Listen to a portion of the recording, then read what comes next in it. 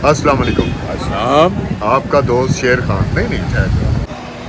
1,000-1,200 रुपए का खाना। हाय हाय हाय हाय। ये देखिए, ये आपको खिला के दिखाता हूँ।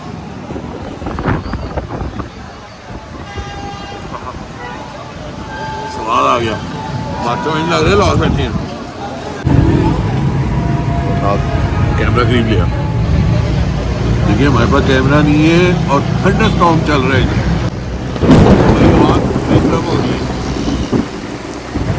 मेरी बना रहे हैं। अस्सलाम वालेकुम। अस्सलाम वालेकुम। आपका दोस्त शेर खान आज इस्लामाबाद के पुरफिजा मुकाम छत्तर पानी में मौजूद है और मौसम घटाएं, हवा ठंडी और हमारे साथ हमारे दोस्त भी मौजूद हैं। दोस्त कैसे हैं आप? जी खुदा अल्लाह ताला का लाख लाख शुक्र है। बहुत से लोगों से बेहतर हूँ और बिल्कुल ठीक हूँ। Thank you so much. मुझे ये बताइए कि मौसम को एंजॉय कर रहे हैं?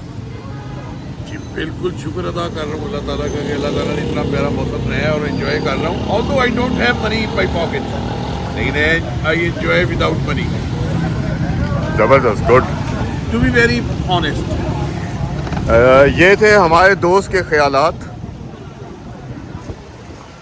नाज़रीन, इस वक्त आपको बताएं कि हम इस्लामाबाद की एक बहुत ही मशहूर और फेमस एरिया जिसको बोला जाता है Kuri road, link to Khanna पुल एंड ट्रामली चौक, तो यहाँ पर आज दिल किया क्यों ना कुछ हम देसी एंजॉय करें।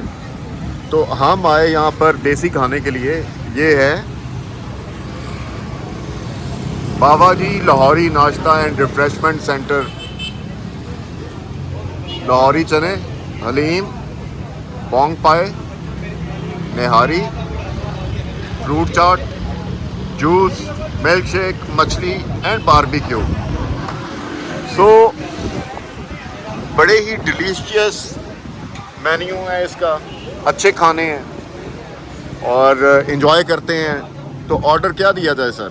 देखिए जी, आपको हम बताते हैं सीधी सीधी बात। अच्छा होटल है, सफ़ेद पोश लोगों का होटल है ये। सबसे अच्छी बात ये है कि एक यंग लड़का है, पढ़ा लिखा लड़का है, वो चला रहा है। बड़ी सफाई का ख्याल रखता है, बड़ा हर चीज़ का ख्याल रखता है, नीट एंड क्लीन आदमी बिजनेस चलाना चाह रहा है। और आपको एक हकीकत में बात बताऊँ कि हम रज के पेट भर के खाना खाएँगे, अच्छा खाना खाएँगे जिसमें हम पाए खा रहे हैं, कड़ी पकौड़ा खा रहे हैं, गरम गरम नान लाहौरी स्टाइल के, गरम गरम रोटियाँ। और मज़े की बात बताऊँ, हमारा बिल भी आएगा 1000 से 1200 रुपये तक। अच्छा सर, चलें खाने को तो डेफिनेटली एंजॉय करेंगे जैसे वेदर को कर रहे हैं। ठंडी हवा, इस वक्त इस्लामाबाद में बारिश बरस चुकी है।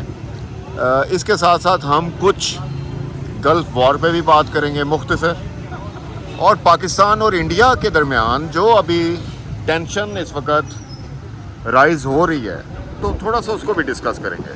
तो सर हमारे साथ हैं।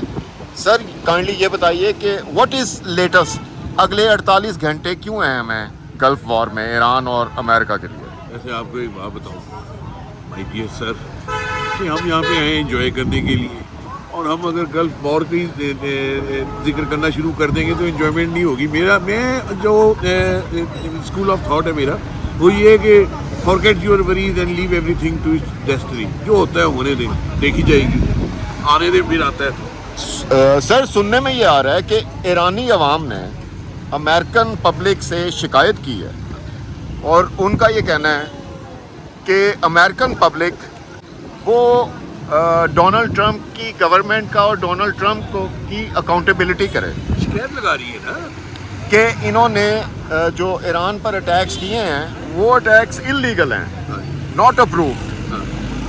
तो क्या कहेंगे आप? ये कैसी बात है कि आप ये समझें कि मोहल्लेदारी की मुंडा खराब हो गया जे और शिकायत हो रही अब्बा जी नूं लाओ। तो डोनाल्ड ट्रंप जी हरकतां कर रहे हो, मुंडे खुंडे वाली हरकतां कर रहे हैं, तो हुण उन्हां दे अब्बा जी हैगे ने अवाम सारे दी अब्बा जी होती है। एक गल याद रखना, अवाम इतनी ताकत होती है, अवाम ही ताकत है ना जी जी। तो उन्होंने अवाम नूं उन्हां दे अब्बा जी नूं शिकायत लाई है कि इहनूं बंदा बनाओ, नहीं तो असीं बंदा बना लांगे।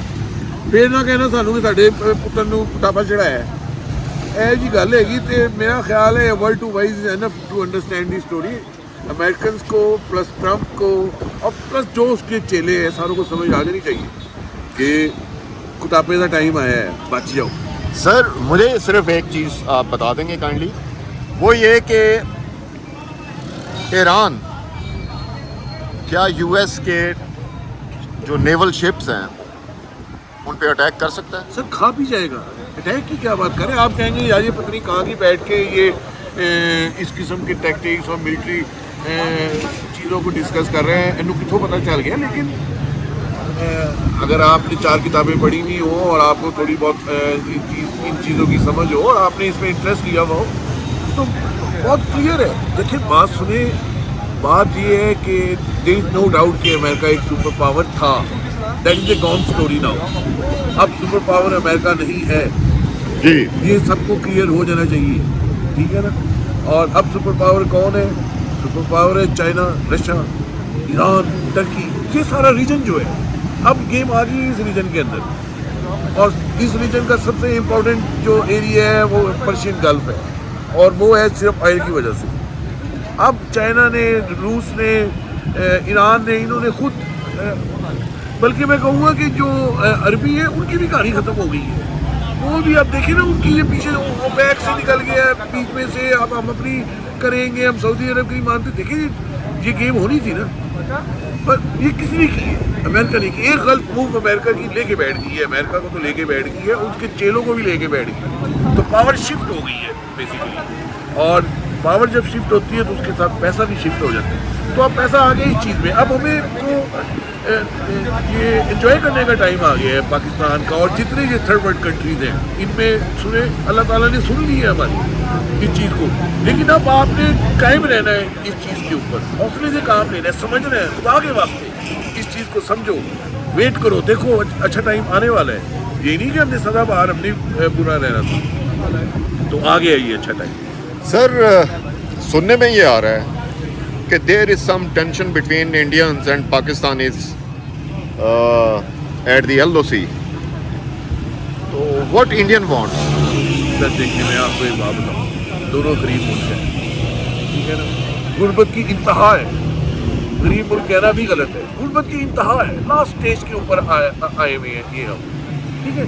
गिनती के जो इंडियन गवर्नमेंट है, इनके लोग अपनी सियासत को जमाने के लिए ये बेवकूफ़ बना रहे हैं। मेरा ख्याल है अब दोनों तरफ मुल्क जो है, अवाम जो है वो इतनी अक्लमंद हो गई है कि ऐसा नहीं करेंगे, नहीं लड़ेंगे आपस में, और इसी तरह की बस गिदड़ बकरियाँ लगाता रहेगा इंडिया, हमें कुछ नहीं कर सकता।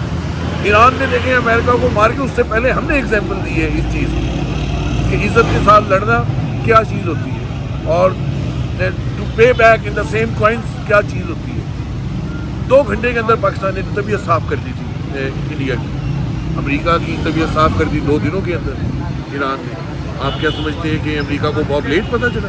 अमेरिका को पहले 2 दिनों में पता चल गया था कि वो क्रिमिनल पंगा ले लिया, इसलिए इंडिया में पता चल गया, बेफिक्र हो जाए। सर कोई लास्ट मैसेज प्रोग्राम के एंड पे? लास्ट मैसेज ये है कि देखें, ह्यूमैनिटी के ऊपर काम करें, इंसानियत, यही इस्लाम का भी पैगाम है, हर रिलीजन का यही पैगाम है। अगर हम ये काम कर लेते हैं तो आप समझें कि आपने बहुत कुछ अचीव कर लिया लाइफ में। और हम ना पैगम्बर बन सकते हैं, ना उबिला, ना नबी बन सकते हैं, कुछ नहीं बन सकते, इंसान है, गलती के पुतले हैं। लेकिन ह्यूमैनिटी को दिमाग से, दिल से नहीं निकालना चाहिए। लव फॉर ऑल, एक मैं आपको अंग्रेजी में कहते हैं love for all, hatred for none, born to win, live for others.